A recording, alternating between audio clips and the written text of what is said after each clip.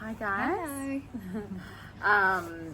We thought with Valentine's Day coming up that it would be a good opportunity to chat all things self-love and relationships. We can touch upon relationships too.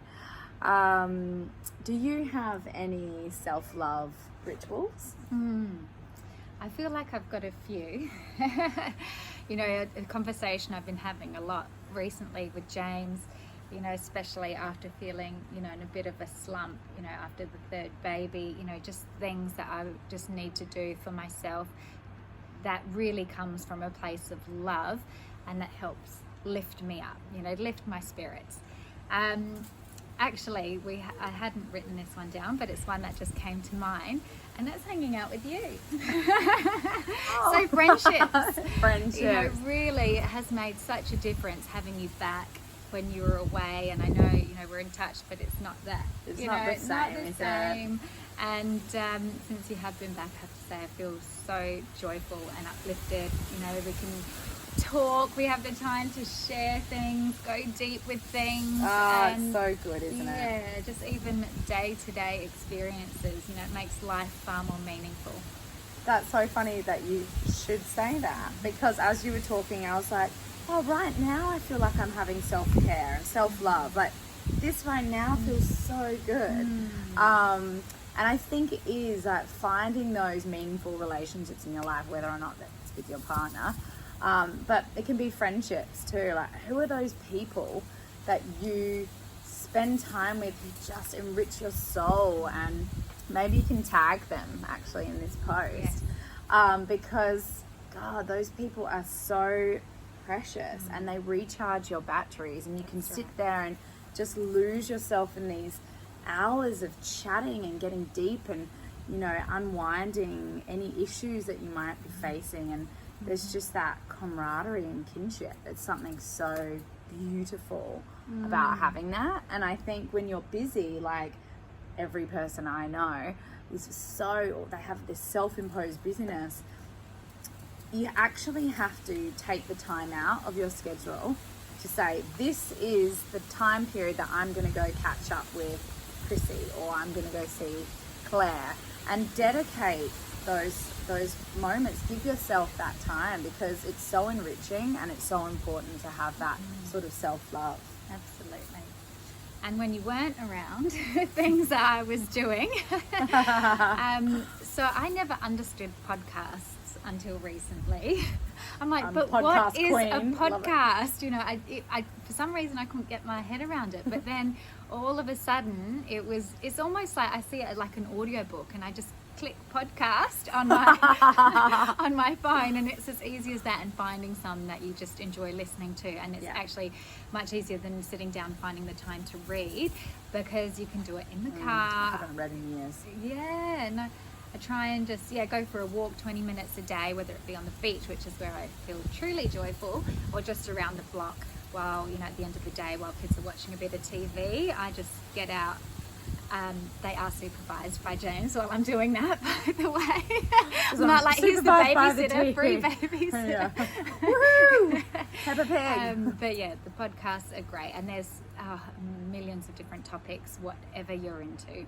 Yeah, that's amazing actually. And there's also another app, bloody hell, like the day and age we're in now, it's like everything's on our phones.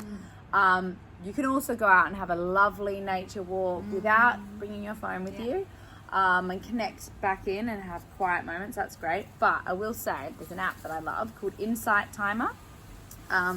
It's a meditation app. I actually just downloaded it on my mum's phone for her, even though she doesn't really know how to use her phone, so she'll probably never use the app, but that's okay. You go on there and you can type in the search bar any kind of meditation you're after. If you need it for sleep, you can type in like sleep time meditation, de-stressing, loving kindness meditation, which is great, especially if you have any sort of angst, or if there's animosity in your life, if you're holding resentments about any particular thing.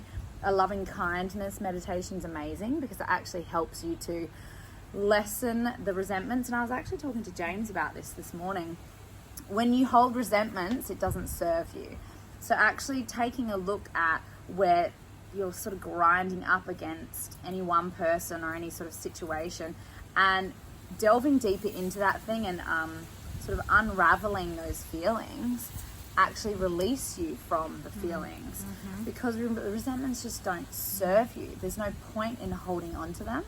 And so that's where loving kindness meditation works. And I actually play loving kindness meditations to the kids at nighttime before bed, just to calm them down. And I didn't know that one. yeah, it's a really good one. So that is a form of self-love. And then I always talk about my baths. I do that every day if I can. Last night it was a communal bath. There was 3 children and me, and actually Charlotte's bath bomb that she made Brody with the glitter, and it smelled very nice, but I had chunks of glitter everywhere. Right. I was like, I definitely wasn't getting clean. Glad that went to you. That went to us, yeah. The bath was like hot pink and like flowers, and it was great.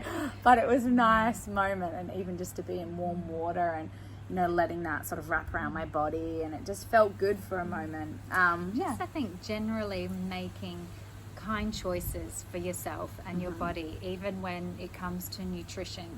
Why we created Lovewell, you know, it is exactly for that, for self-care of yourself, you know, and it only is very quick, so it doesn't take that much time, but of course you can sit down and enjoy it if you've got that luxury. But regardless, whether that self-care is the time drinking it, or actually just what you're doing to your body and just filling it with all those beautiful nutrients, that's definitely a form of self-care. Yeah, I have found in the last 3 months, maybe, especially since being back here, there's a part of me that works like crazy and I'm filled with adrenaline. And then when I slow down, I've been calling Adelaide slow living time, I actually am feeling quite tired. And I notice that if I don't have Lovewell in the morning, I slump by about 11:30, 12 o'clock. And I can actually hear it in my speech. Everything sort of gets a bit affected. I just feel a bit heavier. And so Lovewell, in a funny sense, I've never had coffee in my life, but has become my coffee. Like, you know how coffee is kind of a ritual for some people, and it's their pick-me-up, and they need, people are, I need my coffee. That's how I now feel about Lovewell, because I don't drink coffee. I'm like, oh, that is the thing that picks me up in the middle of my day. And we've also, in our household, if the kids don't have it in the morning, we've been doing hot chocolates before bed, which is really nice as well. Yeah. And actually, it's funny you say about the pick-me-up, because I do have my coffee, and, you know, I have one a day, and I cannot give that up. So where I have mine is before the school pickup, and that's perfect. That gets me through. So you're about to have it. Pick-up. I'm about to have it. Actually, we'll take one of yours too. And then gets me through the whole dinner, bath, bedtime, until I can then sit down and relax and have my dinner. And another self-care thing that I would do with James is watch a TV show. So once the kids are fast asleep, we love watching any TV series. So if you have any Netflix recommendations, they love Succession. Love Succession. There's so many that I loved, all the true crime stuff. And oh my god, you know, I have an endless list of true crime documentaries for you. Actually, getting to the Goop one, I'm looking forward to that. Oh, I want to see that, and that energy releasing thing. Did you see the one with Julianne Hough with the energy releasing? Not yet. That guy goes to see Gwyneth Paltrow. So anyway, very interesting. Love all this stuff. Guys, we love you. Show yourself some self-love this Valentine's Day. Yes. You deserve it. Yes. All right. Mwah.